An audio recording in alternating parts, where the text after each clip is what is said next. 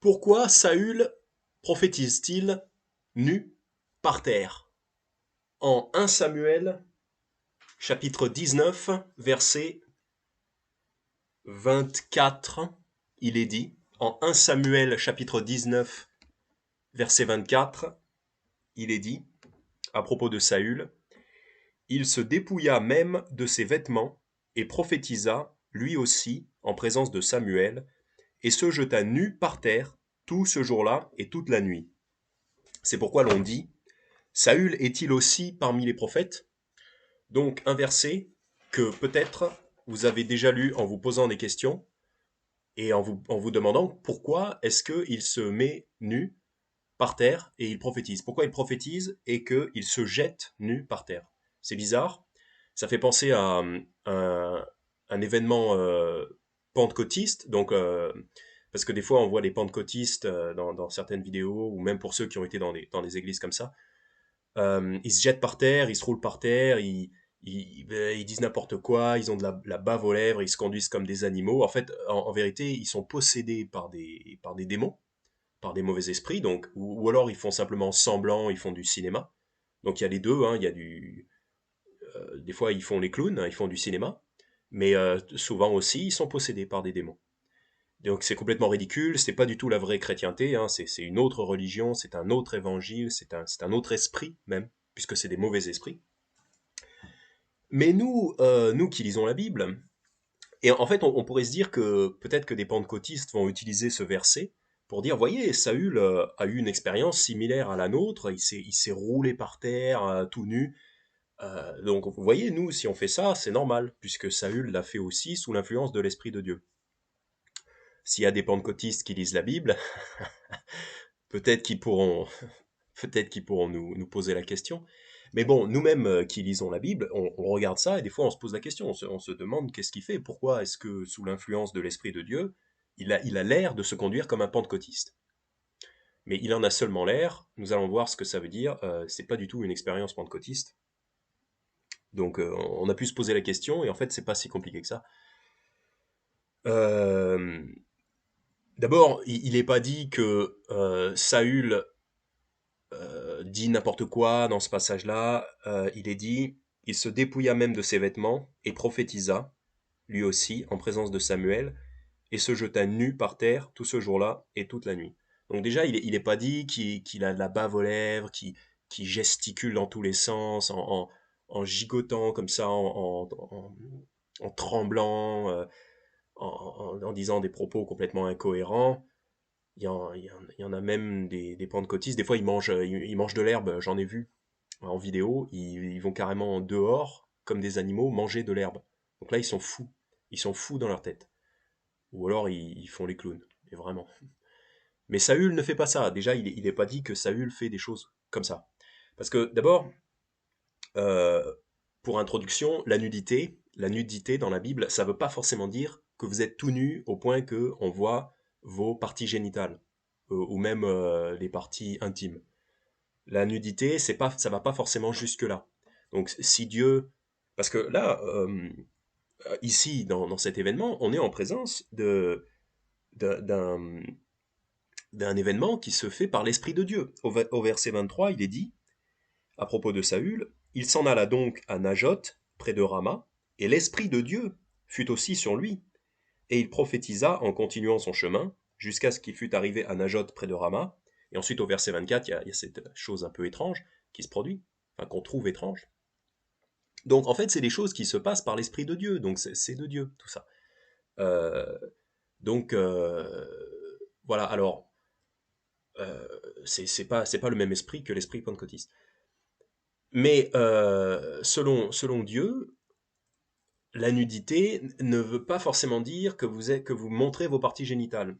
Euh, Ésaïe chapitre 47, Ésaïe chapitre 47 va nous aider à comprendre ce concept-là, parce qu'en fait, selon la Bible, vous êtes déjà nu si vous montrez vos cuisses, et même, je crois, votre ventre.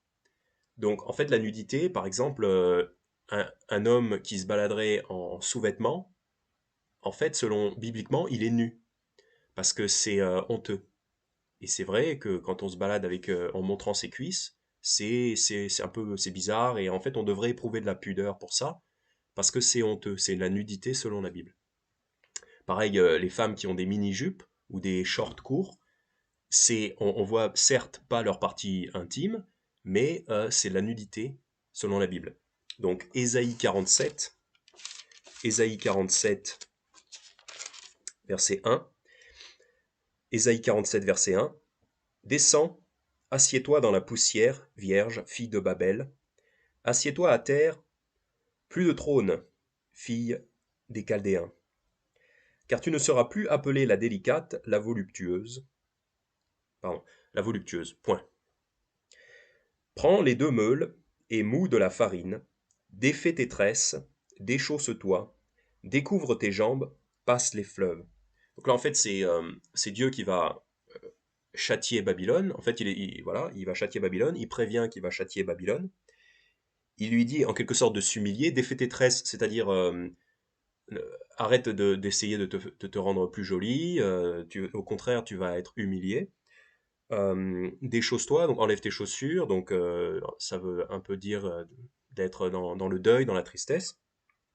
Découvre tes jambes, donc autrement dit, découvre tes cuisses. Et dans la King James, je vérifie parce que j'avais pas pensé à vérifier, mais je crois bien que ça dit, ouais c'est ça.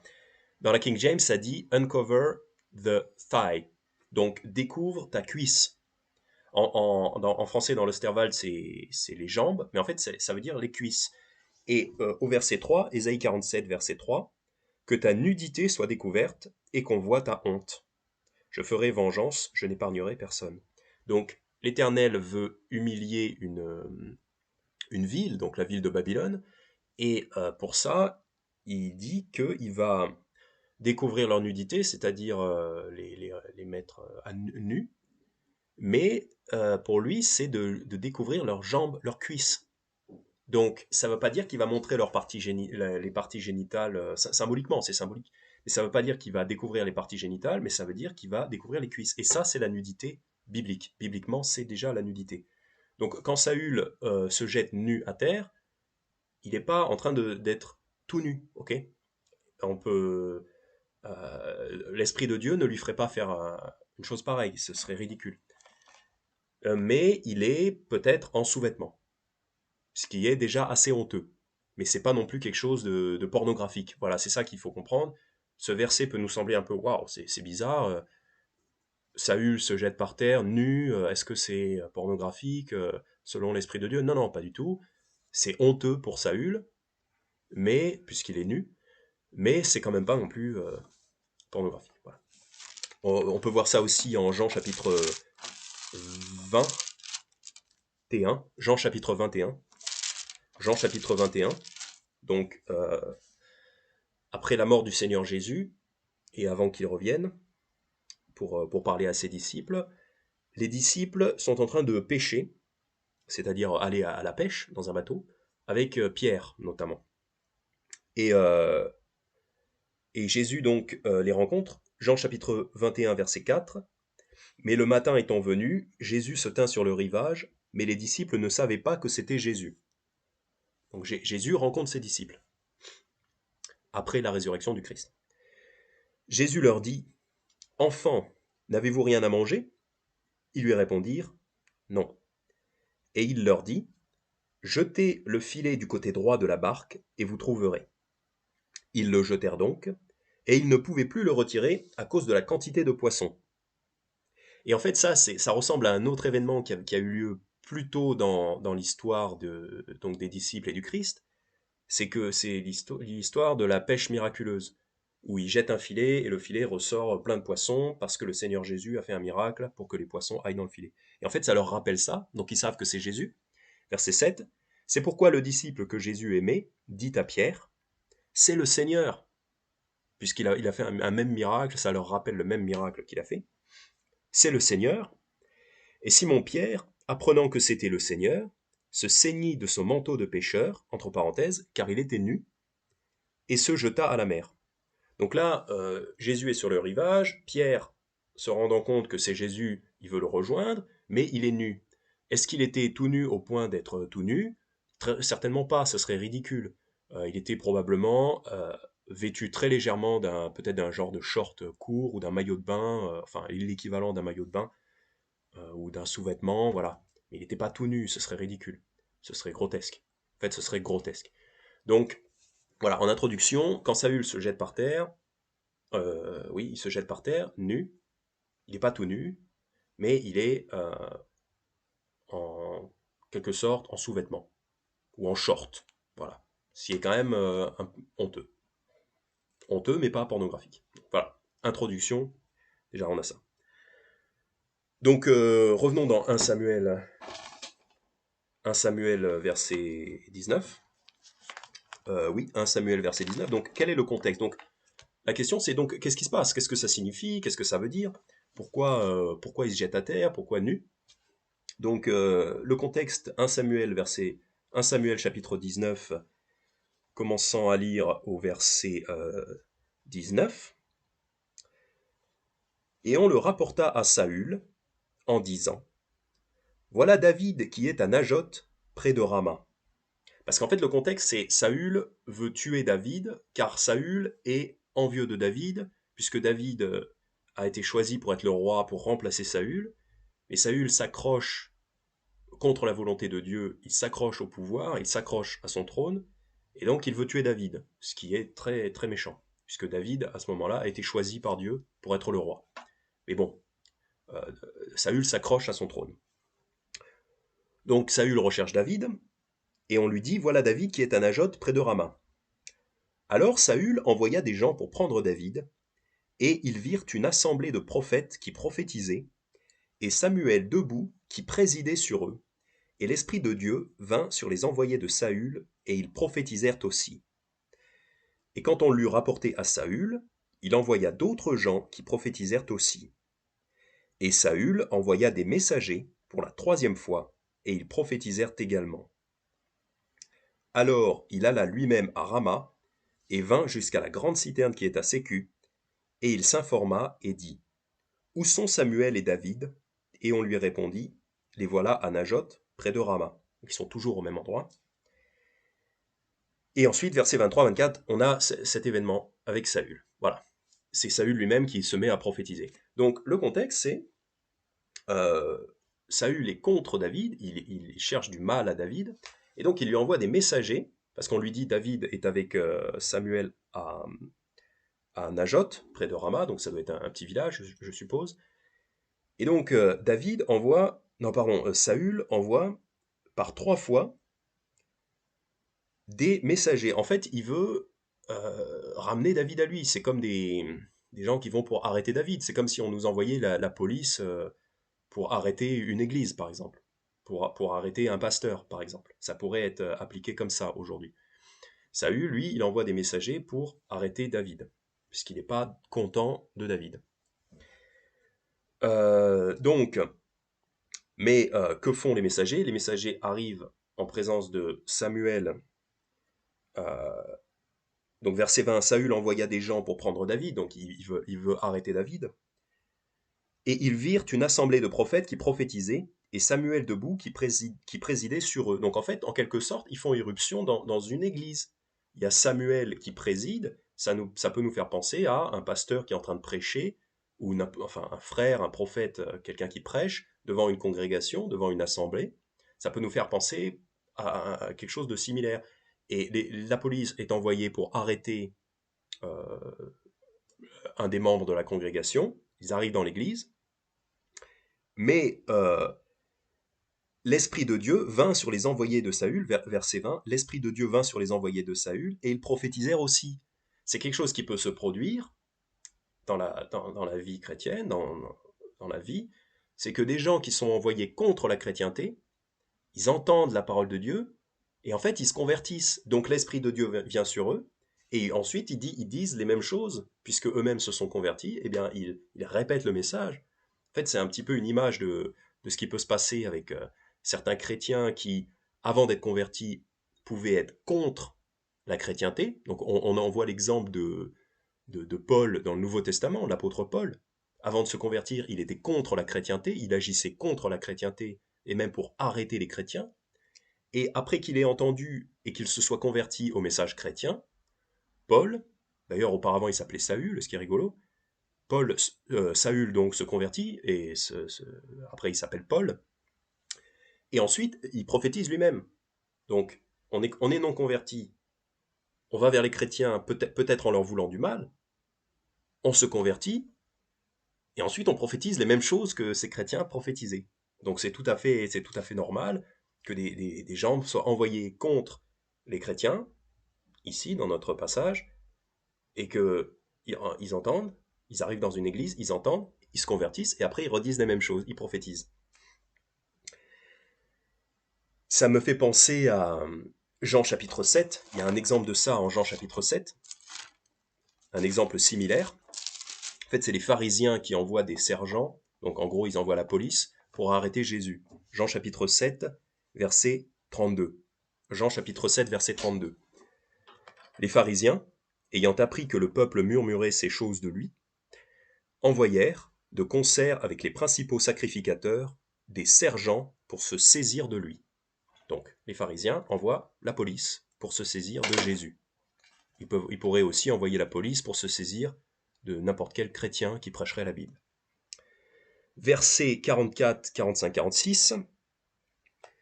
Donc, après ça, Jésus va continuer à parler, il va continuer à discourir. Verset 44, « Et quelques-uns d'entre eux voulaient le saisir, donc saisir Jésus, mais personne ne mit la main sur lui. Les sergents, donc les sergents qui avaient été envoyés, la police, les sergents retournèrent donc vers les principaux sacrificateurs et les pharisiens, qui leur dirent, « Pourquoi ne l'avez-vous pas amené ? On vous avait donné l'ordre d'aller l'attraper, pourquoi vous ne l'avez pas ramené ? Vous n'avez pas obéi. » Verset 46, les sergents répondirent, « Jamais homme n'a parlé comme cet homme. » Là, on voit la puissance de la parole de Dieu sur ces gens. Ils sont venus arrêter Jésus, mais comme Jésus était en train de parler, était en train de prêcher, en fait, ils se sont convertis quelque part. Enfin, peut-être pas, ils se sont peut-être pas convertis là immédiatement, mais en tout cas, ils ont été touchés par la puissance de la parole de Dieu, et ils n'ont pas voulu arrêter cette personne qui parlait comme jamais aucun homme n'a parlé. Puisque les discours de Jésus les discours de Jésus ont tellement de puissance, ont tellement d'autorité, que forcément ça fait quelque chose. Même pour ceux qui ne se convertiraient pas, ça peut les intriguer, les intéresser, au point qu'ils se disent, mais non, on ne va pas arrêter cet homme, ses discours sont... En plus, ces gens-là, c'est des sergents, c'est la police, donc ils sont habitués à obéir à l'autorité, ce qui est bien. Une autorité les envoie pour arrêter une autorité qui en fait est une autorité supérieure. Parce que le Seigneur Jésus est bien entendu une autorité supérieure. Donc, en fait, les sergents, quelque part, ils reconnaissent la vraie autorité. Et en cela, ils agissent de façon très, très correcte, de façon très, très chrétienne. Peut-être qu'ils se sont convertis, peut-être pas, peut-être certains, peut-être pas tous. Mais en tout cas, ils n'arrêtent pas Jésus. Parce qu'ils sont subjugués par sa parole. Voilà, ils sont trop impressionnés par l'autorité et par les paroles du Christ. Et ce serait bien si ça pouvait être comme ça aussi pour nous, si on envoyait des gens pour arrêter les chrétiens, et que les gens, en entendant la parole de Dieu, se convertissent, ou même s'ils ne se convertissaient pas, seraient suffisamment impressionnés et auraient suffisamment de respect pour l'autorité qui est derrière la parole de Dieu, pour justement ne pas agir contre les chrétiens. C'est tout à fait possible. C'est tout à fait possible et souhaitable. Donc c'est pour ça que nous, on doit être patient, même si des gens sont contre nous, qui veulent nous arrêter, il faut qu'on soit patient, parce que c'est tout à fait possible que ces gens-là, alors même qu'ils viennent nous arrêter, soient touchés par la parole de Dieu. Et donc dans notre passage, dans 1 Samuel 19, les gens qui sont envoyés pour arrêter David, non seulement ils sont touchés par la parole de Dieu, mais en plus eux-mêmes ils se mettent à prophétiser. Et il y a 3 cortèges de personnes donc, qui sont envoyées pour arrêter David, et à chaque fois ils prophétisent. Donc on voit bien que Saül ne peut pas gagner comme ça. Il peut pas réussir à arrêter Samuel, mais surtout David, parce qu'en fait, ces agents, ils ont pas de puissance contre ça. Et il est dit en 2 Corinthiens chapitre 13, verset 8, 2 Corinthiens chapitre 13, verset 8. Car nous ne pouvons rien contre la vérité, mais pour la vérité. Et là, en fait, Saül, il essaye d'agir contre la vérité parce que le royaume doit passer de Saül à David, mais Saül veut empêcher ça, il veut agir contre la vérité. Et là, on voit bien qu'il ne peut pas, puisqu'il envoie 3 fois des agents, et 3 fois, ces agents-là se convertissent, en quelque sorte. Donc, 2 Corinthiens chapitre 13, verset 8, car nous ne pouvons rien contre la vérité, mais pour la vérité. On ne peut pas s'opposer à la vérité, puisque la vérité gagne toujours à la fin. Ça devrait déjà être une leçon pour tout le monde, les chrétiens comme les non-chrétiens. C'est pas la peine de s'endurcir contre la vérité, puisque tôt ou tard, la vérité gagne. La vérité surmonte, la vérité remporte la victoire. Donc essayons de découvrir ce que c'est que la vérité. La vérité c'est Jésus et la vérité c'est la Bible. Et ensuite, une fois qu'on a découvert ça, eh ben, ajustons nos pensées à la vérité. Et n'essayons pas de nous opposer à la vérité comme Saül. On voit bien que ça ne marche pas. Donc, les agents sont envoyés pour arrêter David, ils se mettent à prophétiser. Saül lui-même, peut-être que du coup, comme ça ne fonctionne pas d'envoyer des gens, il y va lui-même. Et il se met aussi à prophétiser. Alors, qu'est-ce qu'on prophétise à cette époque? Qu'est-ce qu'on prophétise? 1 Samuel chapitre 16, ce qui est un petit peu dans l'air du temps à cette époque-là de prophétiser, les événements de l'époque. 1 Samuel chapitre 16. Et l'Éternel dit à Samuel, « Jusqu'à quand pleureras-tu sur Saül, puisque je l'ai rejeté, afin qu'il ne règne plus sur Israël? Remplis ta corne d'huile, et va, je t'enverrai vers Jessé, Bethléemite, car je me suis pourvu d'un de ses fils pour roi. » Donc c'est l'Éternel Dieu qui parle et qui dit, voilà, j'ai rejeté Saül pour être roi, donc Saül ne sera plus roi, mais je me suis choisi l'un des fils de Jessé, donc on verra que c'est David évidemment, pour être roi. Donc c'est ça les actualités du moment, dans notre contexte, c'est que Saül est rejeté et David va être roi. Et c'est probablement ça que les prophètes prophétisent, parce que c'est quand même important d'informer toute la population, un maximum de gens, que ce n'est plus Saül qui devra être le roi légitime, mais que c'est David. C'est très important d'informer la population. Donc c'est probablement ça qui était prophétisé à l'époque, à ce moment-là, dans ce contexte. Bon, bien sûr, on peut prophétiser plein de choses, mais c'est ça le plus important en ce moment. 1 Samuel 18, 1 Samuel 18, verset 12. 1 Samuel 18, verset 12. Et Saül avait peur de la présence de David, parce que l'Éternel était avec lui, et qu'il s'était retiré d'avec Saül. Donc on voit bien que l'Éternel n'est plus en coopération avec Saül. L'Éternel ne protège plus Saül pour être le roi, mais l'Éternel est désormais avec David. L'Éternel approuve David. L'Éternel est avec David. Donc ça, là, on voit très bien ce qui se passe. Donc un chapitre plus tard, chapitre 19, on peut tout à fait penser très raisonnablement que c'est ça les choses qui sont prophétisées en ce moment-là. Et donc c'est pour ça que les messagers qui sont envoyés par Saül, les agents qui sont envoyés par Saül, ils ne reviennent pas vers Saül. Comme il est dit en 1 Samuel verset 19,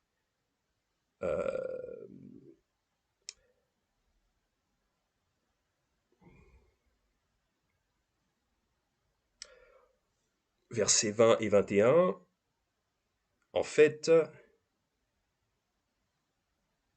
oui, par trois fois il envoie des agents et il prophétise, mais ça ne dit pas qu'ils reviennent vers Saül. En fait, ils ne reviennent pas vers Saül. Ils ne reviennent pas vers Saül, c'est pour ça que Saül s'en va lui-même. C'est pour ça qu'au verset 22, alors il alla lui-même à Rama, etc., etc. Et ensuite il demande où sont Samuel et David, et on lui répondit, les voilà à Najot près de Rama. Donc les messagers ne reviennent pas parce que les messagers, ils ont compris que le royaume était passé de Saül à David. Donc ils ne vont pas revenir vers Saül. Dorénavant, ils se mettent du côté de David, c'est logique. C'est logique. Et alors donc, probablement que les agents de Saül vont se mettre à prophétiser que le royaume est passé de Saül à David, et c'est probable que Saül, et je pense que c'est ça en fait, Saül lui-même, il va prophétiser cette même chose-là. En fait, Saül va prophétiser contre lui-même que le royaume est passé de Saül à David. Puisque au verset 23, à propos de Saül, il s'en alla donc à Najoth, près de Rama, et l'Esprit de Dieu fut aussi sur lui, et il prophétisa en continuant son chemin, jusqu'à ce qu'il fût arrivé à Najoth, près de Rama. Donc il prophétise probablement les mêmes choses. Et ensuite, il va agir d'une façon que nous on trouve étrange. Donc il se jette par terre au verset 24, il se jeta nu par terre. Nous on trouve que c'est étrange. Mais d'abord, je voudrais rappeler que souvent dans la Bible, les prophètes utilisent ils vont agir pour illustrer une prophétie, pour illustrer une vérité que Dieu veut faire comprendre aux gens. Les prophètes vont agir d'une certaine façon pour illustrer une vérité que Dieu veut dire aux gens. Exemple. Exemple, Actes chapitre 20, verset 11. Actes chapitre 20, verset 11. C'est pour ça en fait que Saül va agir d'une certaine façon, c'est pour illustrer cette prophétie. C'est pour illustrer de façon corporelle les paroles que lui il va dire en prophétisant, les paroles que Samuel dirait, et les paroles que les agents de Saül vont prophétiser d'eux-mêmes, c'est-à-dire que le royaume passe de Saül à David. On va voir que ce que Saül fait, en fait, c'est une illustration de cette vérité-là qui est prophétisée. Donc il y a d'autres exemples. Acte 20, verset 11. Acte 20, verset 11.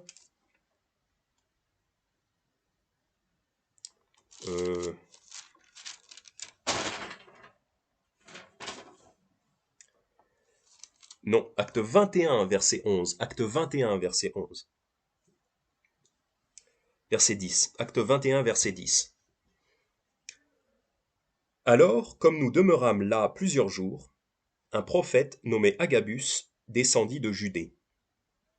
Et étant venu vers nous, il prit la ceinture de Paul, et se liant les mains et les pieds, il dit, « Le Saint-Esprit dit ceci, les Juifs lieront de même à Jérusalem l'homme auquel appartient cette ceinture, ils le livreront entre les mains des gentils. » Donc en fait là, on a un prophète qui vient pour avertir Paul que s'il va à Jérusalem, il va se faire lier, c'est-à-dire emprisonner, et livré entre les mains des gentils, c'est-à-dire des Romains qui vont l'emmener jusqu'à Rome, etc., etc.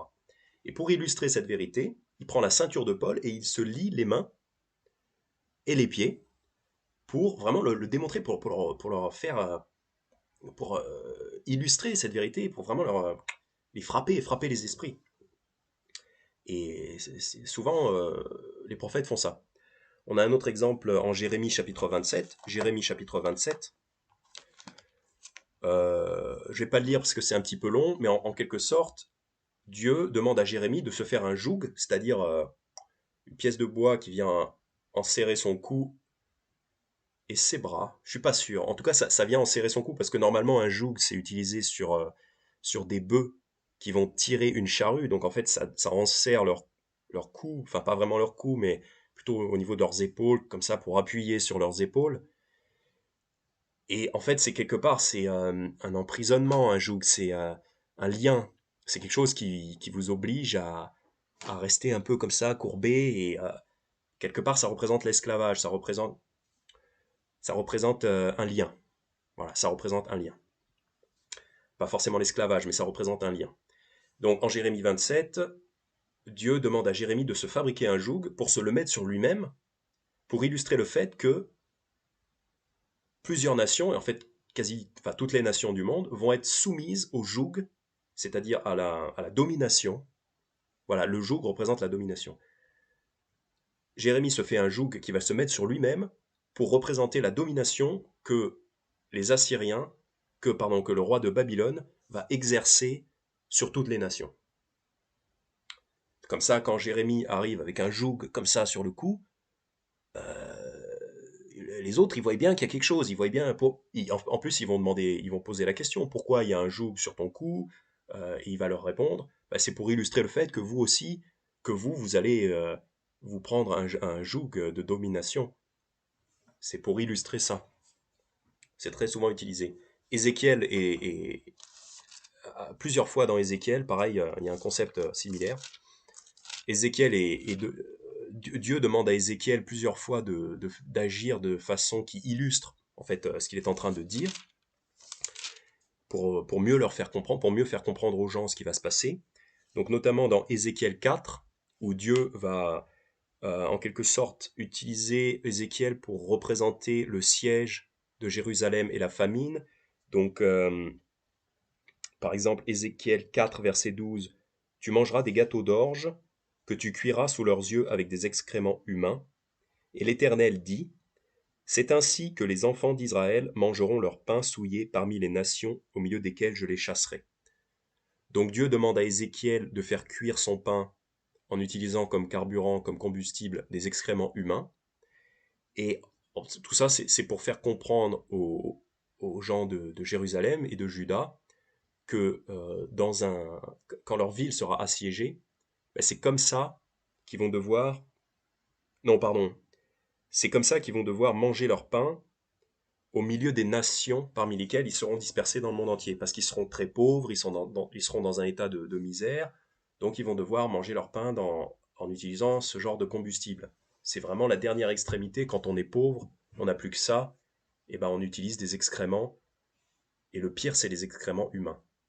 Parce que d'ailleurs on voit même aujourd'hui, on voit des peuples qui utilisent des bousses de vache comme combustible, parce qu'ils n'ont rien d'autre. Et c'est des gens très pauvres qui font ça. Les gens qui n'ont même pas de bois à brûler. Ils sont tellement pauvres qu'ils n'ont même pas de bois à brûler. Ils brûlent des excréments pour pouvoir faire chauffer et cuire leur nourriture.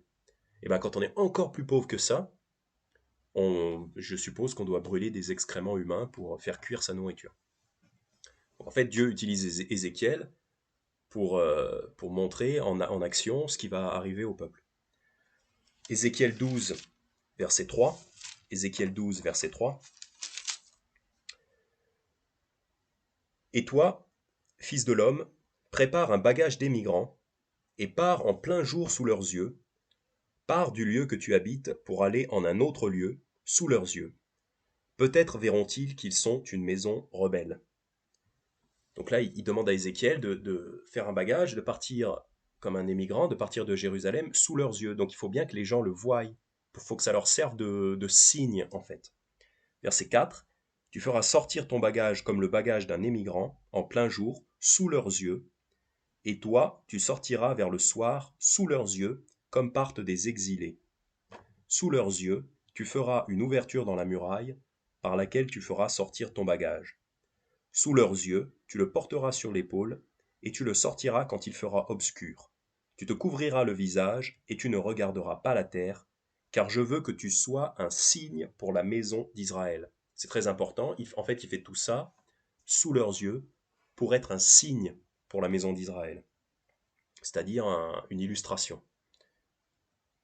Ensuite, il fait ce qui lui est ordonné, et au verset 9, donc c'est Dieu qui parle, fils de l'homme, il parle à Ézéchiel, fils de l'homme, la maison d'Israël, cette maison rebelle, ne t'a-t-elle pas dit, que fais-tu?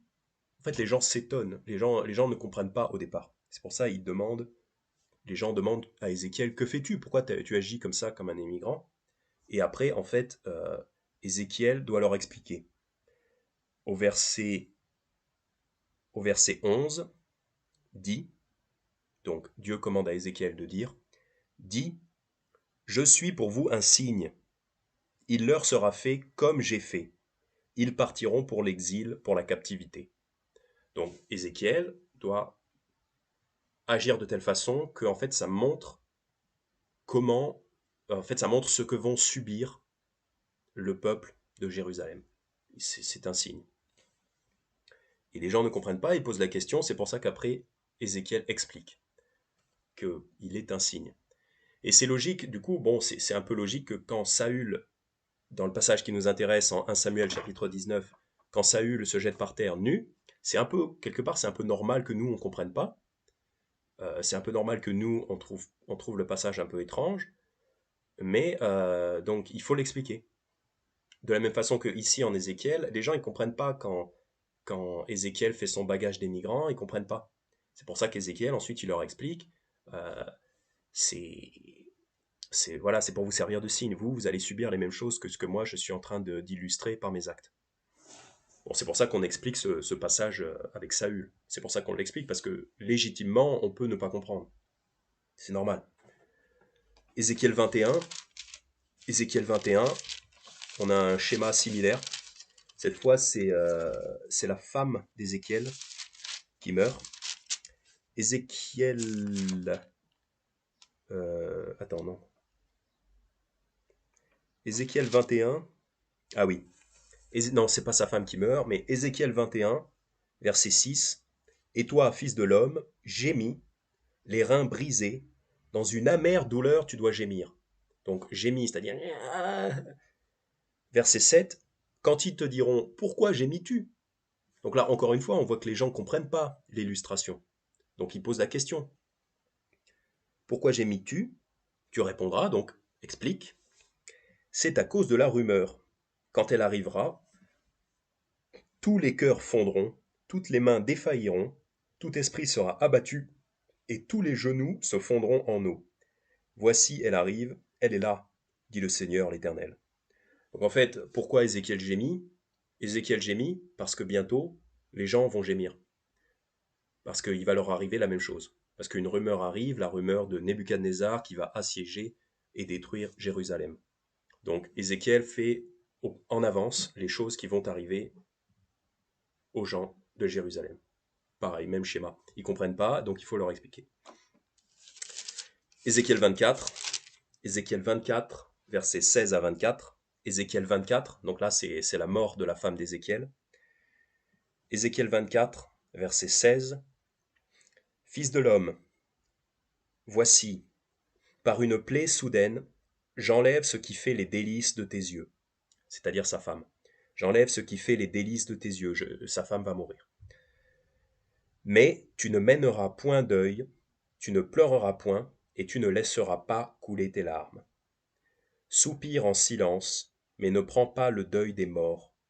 Attache la tiare de ta tête sur toi, mets ta chaussure à tes pieds, ne te voile pas la barbe et ne mange pas le pain des autres. Le matin, je parlais donc au peuple, et le soir, ma femme mourut. Et le lendemain matin, je fis comme il m'avait été commandé. Donc en fait, Dieu demande à Ézéchiel de ne pas montrer des signes extérieurs de chagrin, de ne pas prendre le temps de faire un deuil en bonne et due forme, on va dire. C'est pas qu'il doit pas être triste, mais c'est qu'il doit pas le montrer, il doit pas prendre le temps de le montrer. Verset 19. Alors le peuple me dit, ne nous expliqueras-tu pas ce que signifie pour nous ce que tu fais? Donc là encore, c'est la troisième fois qu'on voit que les gens ne comprennent pas quand il y a une illustration. Donc ils posent la question, ils ne comprennent pas l'illustration, donc ils posent la question. Et c'est normal pour nous de ne pas comprendre ce que Saül fait en 1 Samuel chapitre 19. Donc là, il pose la question, ne nous expliqueras-tu pas ce que signifie pour nous ce que tu fais? Et je répondis, la parole de l'Éternel m'a été adressée en ces termes.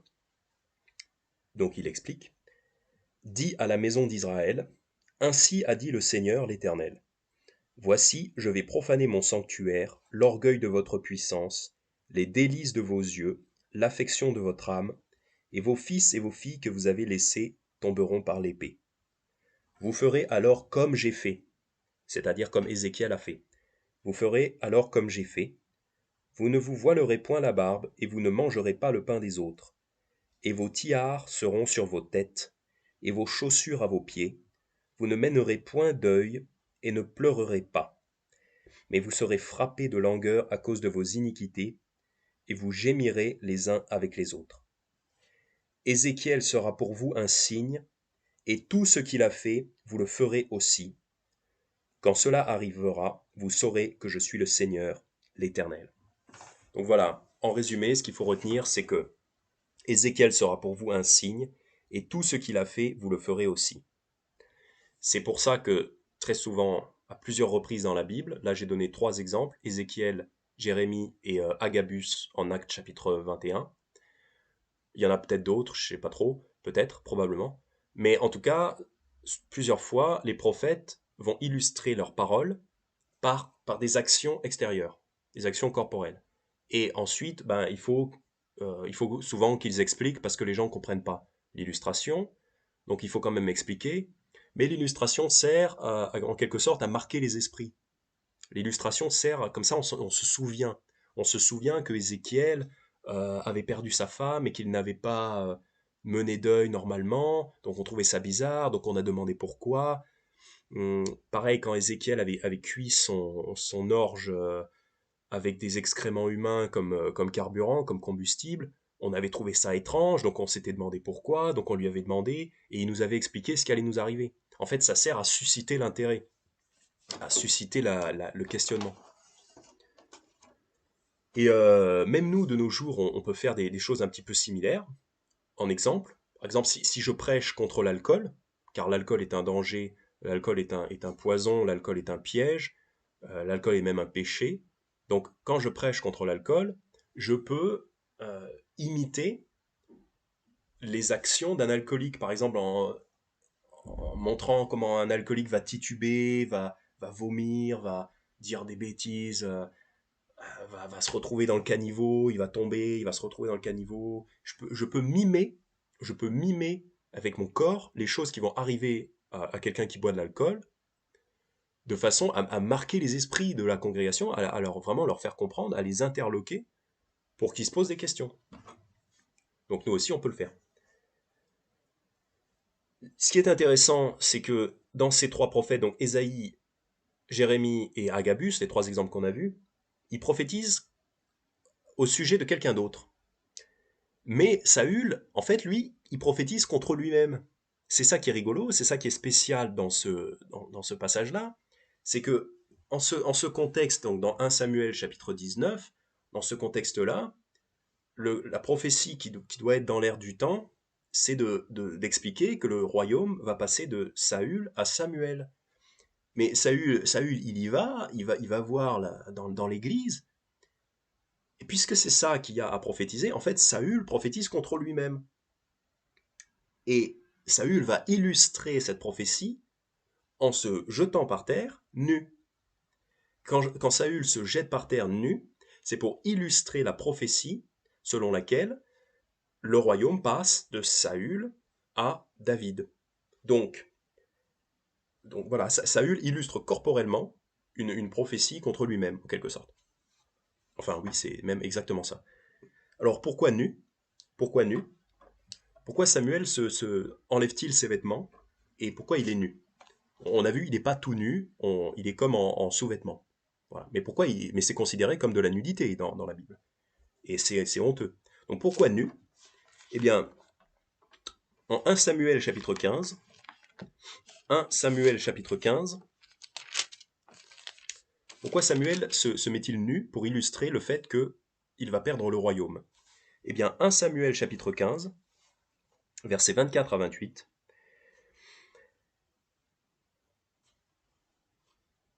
Alors Saül répondit à Samuel, j'ai péché. Oh oui, j'ai péché, car j'ai transgressé le commandement de l'Éternel et tes paroles, parce que je craignais le peuple et j'ai obéi à sa voix. Mais, mais maintenant, je te prie, pardonne mon péché et reviens avec moi, et je me prosternerai devant l'Éternel. Donc Saül prend conscience que il a été rejeté et en fait il veut être réaccepté. Verset 26, et Samuel dit à Saül, je ne retournerai point avec toi, car tu as rejeté la parole de l'Éternel, et l'Éternel t'a rejeté pour n'être plus roi d'Israël. Donc Samuel lui dit, c'est trop tard, tu ne peux pas revenir. Tu as désobéi, tu as été rebelle, donc maintenant tu n'es plus roi. Saül est sauvé, mais il n'est plus roi. Il ne peut plus être roi d'Israël. C'est trop tard. Verset 27, et comme Samuel se tournait pour s'en aller, donc Samuel commence à s'en aller, Saül saisit le pan de son manteau qui se déchira.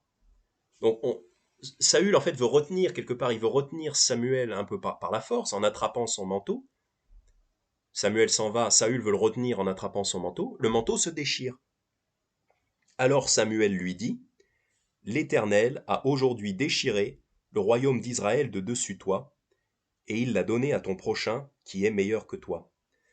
Le manteau de Samuel qui se déchire, en fait c'est symbolique du royaume qui passe de Saül à David. Puisque en fait, le manteau, souvent, dans la Bible, plusieurs fois, représente soit un ministère, soit une position d'autorité. La symbolique du manteau, on peut voir ça dans 1 Roi chapitre 19.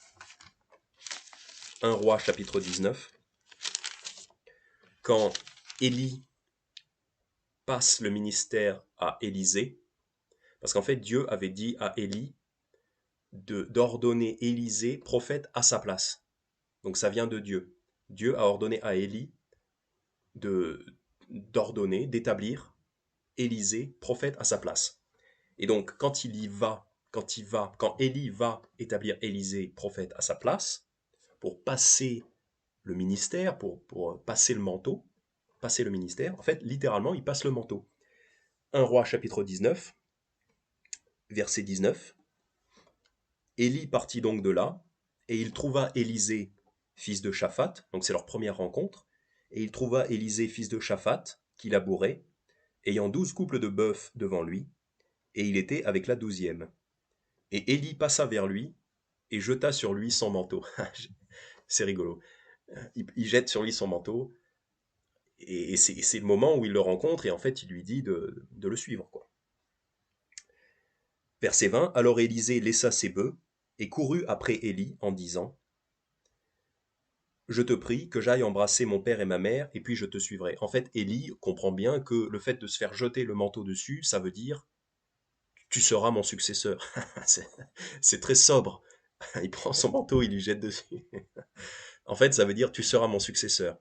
Et Élisée comprend. Donc après, il lui dit laisse-moi juste dire au revoir à mes parents, et puis ensuite je te suivrai. Donc voilà, on voit la symbolique du manteau, ça symbolise la succession d'un ministère. En 2 Rois chapitre 2, donc tournez quelques pages, 2 Rois chapitre 2, verset 11. C'est le moment où Élie, cette fois, est enlevé au ciel par un chariot de feu. Et donc Élisée est présent, il est là, il le suit, il ne veut pas le lâcher. Élie va être enlevé. Et donc au verset 11, et comme ils continuaient leur chemin et s'entretenaient en marchant, voici un char de feu et des chevaux de feu les séparèrent l'un de l'autre, et Élie monta au ciel dans un tourbillon. Donc Élie est enlevé au ciel. Et Élisée, le regardant, criait, mon père, char d'Israël et sa cavalerie. Il voit son mentor être littéralement enlevé au ciel, et bon, bah forcément, ça le surprend un petit peu. Et il ne le vit plus. Et oui, puisqu'il est parti. Et il ne le vit plus. Et, saisissant ses vêtements, il les déchira en 2 pièces. Donc il déchire ses propres vêtements. Puis il releva le manteau qu'Élie avait laissé tomber de dessus lui. Et il s'en retourna et s'arrêta sur le bord du Jourdain. C'est rigolo parce qu'au moment où Élie s'en va, donc là il n'y a plus de ministère pour Élie, son manteau tombe. Parce qu'en fait il laisse son ministère. Et c'est Élisée qui récupère son manteau. Et ensuite au verset 14, il prit le manteau qu'Élie avait laissé tomber de dessus lui. Il en frappa les os et dit, où est l'Éternel, le Dieu d'Élie? Lui aussi, il frappa les os, qui se partagèrent çà et là, et Élisée passa. Donc en fait, le manteau tombe par terre. Dès que Élie est enlevé, son manteau tombe. Élisée le rattrape, le saisit, et ensuite il commence à faire des miracles. On voit bien que le ministère est passé au même moment que le manteau. Donc là, le manteau représente le ministère et l'autorité du prophète. En 1 Roi chapitre 11, 1 Roi chapitre 11, cette fois on voit un manteau qui représente un royaume, une royauté, une autorité royale. 1 Roi chapitre 11, versets 29 à 32. Et d'ailleurs, c'est pour ça probablement que dans les anciens temps, les rois, ils avaient des espèces de grandes capes. Et que je crois qu'on appelait ça, avant, on appelait ça des robes. Mais ça n'a rien à voir avec un habit de femme, ça n'a rien à voir avec une robe de femme. Je suis pas sûr, faudrait vérifier, mais je crois que dans les anciens temps, on appelait ça des robes royales, parce que les rois aimaient bien, si vous regardez des anciennes des photos, enfin les photos des tableaux des rois, si vous regardez les tableaux des rois d'antan, très souvent ils ont une- je pense qu'on appelle ça une robe, mais en fait c'est une cape, c'est une grande cape qui recouvre un peu leurs épaules et qui descend comme ça, même des fois ça traîne par terre même, tellement c'est grand. Parce qu'en fait le manteau est symbole de royauté, et ça vient de la Bible. Donc en fait c'est pas étonnant si des rois, les rois de France, les rois d'Angleterre, etc., dans le temps, avaient des capes, des grandes capes qui allaient même des fois jusqu'à traîner par terre, des grands manteaux, des espèces de manteaux, capes très grandes. Parce que en fait ça représente la royauté. Ça représente le ministère du prophète, l'autorité du prophète, et ça représente aussi l'autorité du roi. En 1 roi chapitre 11 versets 29 à 32, donc ça c'est le contexte, c'est que Salomon a commencé à faire des temples pour des faux dieux, parce qu'il voulait plaire à ses femmes, à ses multitudes de femmes. Et donc, à cause de ça, donc, le royaume est enlevé à Salomon, enfin une partie du royaume est enlevée à Salomon, à cause justement de ces mauvaises actions-là.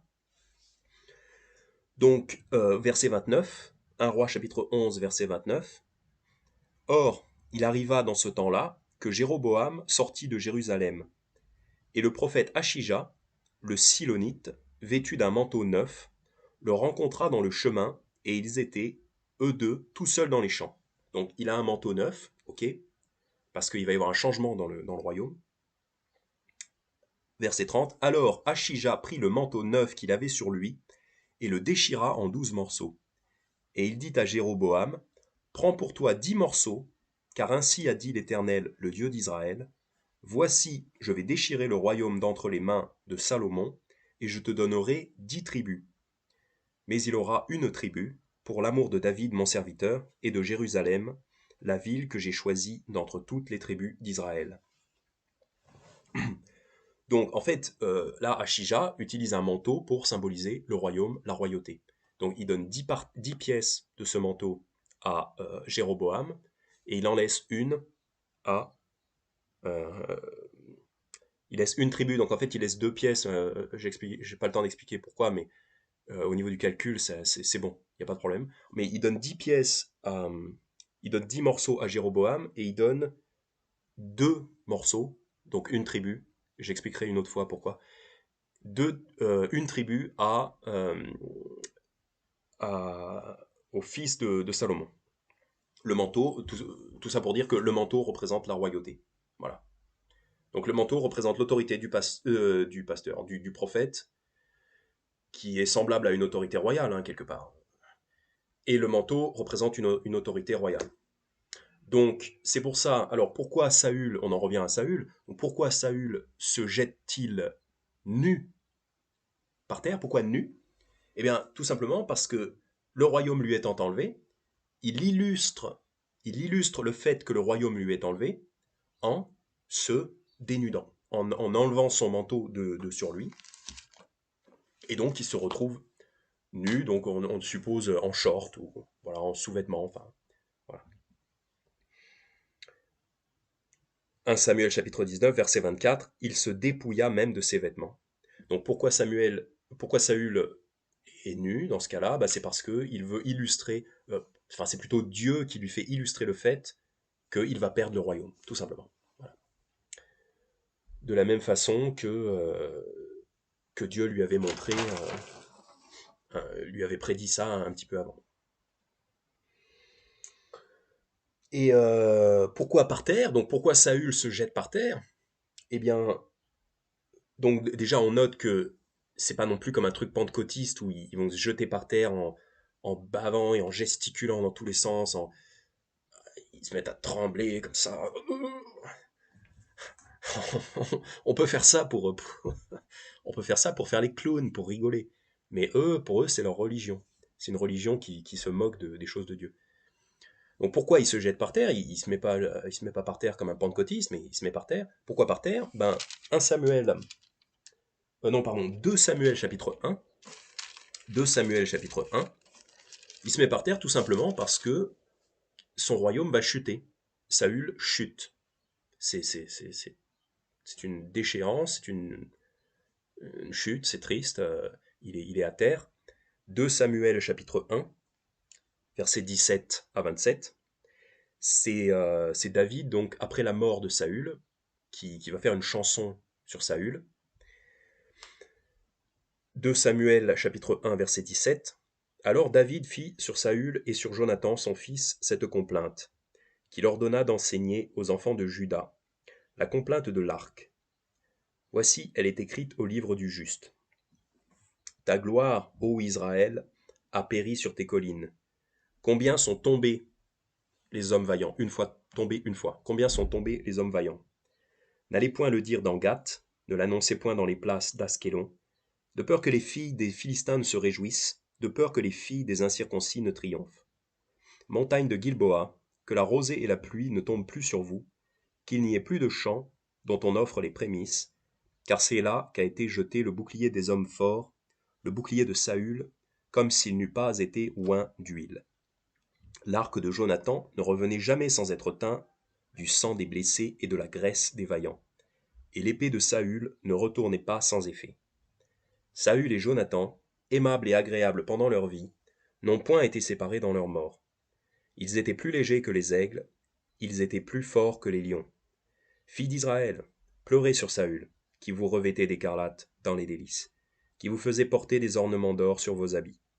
Comment sont tombés les hommes forts?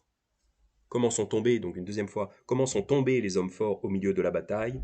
Et comment Jonathan a été-il tué sur tes collines? Jonathan, mon frère, je suis affligé à cause de toi, tu faisais tout mon plaisir. Ton amour pour moi était merveilleux, plus grand que celui des femmes. Comment sont tombés les vaillants? Comment se sont perdues les armes de la guerre? Donc, David fait un chant à la mémoire de Saül et Jonathan, parce que David aimait Saül, même Saül, David aimait Saül et Jonathan. Et il regrette leur départ. Et donc il fait un chant à leur mémoire, et même à la mémoire de Saül, qui pourtant était l'ennemi de David. Et 3 fois dans ce chant, il dit, voilà, comment sont tombés les hommes forts? Parce qu'ils sont tombés, ils sont morts, ils sont tombés, ils ne sont plus. Il y a eu la chute du royaume de Saül et de sa dynastie. Donc c'est pour ça que quand Saül prophétise, il se jette par terre. Il se jette par terre pour illustrer le fait qu'il va tomber plus tard, c'est-à-dire que sa dynastie va chuter. Donc 1 Samuel chapitre 19 verset 24. Donc pourquoi Saül se jette-t-il par terre nu? Eh bien Saül se jette par terre nu car il veut illustrer, car il illustre, car l'Esprit de Dieu lui fait illustrer en image le fait que il va perdre son royaume et qu'il va tomber, que sa dynastie va chuter et que son royaume va passer à un autre, c'est-à-dire David. Donc, quelle leçon on peut en tirer pour nous? Eh bien, attention à ne pas prophétiser contre soi-même. Parce que là, on prophétise, là, Saül prophétise contre lui-même, en fait, et il se retrouve dans une position honteuse, par terre et nu. Par terre, donc il se met dans une position où il est vulnérable, et position honteuse car il est nu. Il est certes pas tout nu au point de montrer ses parties intimes, mais il est nu, c'est quand même une honte. C'est la honte du vaincu. En fait, c'est la honte de quelqu'un qui est vaincu. Et il est à terre parce qu'il est tombé. Donc attention à nous de ne pas se retrouver dans la même position que Saül et de ne pas prêcher contre nous-mêmes. Parce que si nous prêchons en église ou n'importe où, et que nous lisons un passage de la Bible, il se peut très bien que au moment où on lit, on prenne conscience nous-mêmes, et puis la congrégation qui nous écoute, on se met à prendre conscience qu'en fait ça parle de nous. Enfin, évidemment, c'est pas notre nom qui va être nommé dans la Bible, mais d'un seul coup, on peut réaliser, en lisant le passage, oups, ça parle de moi.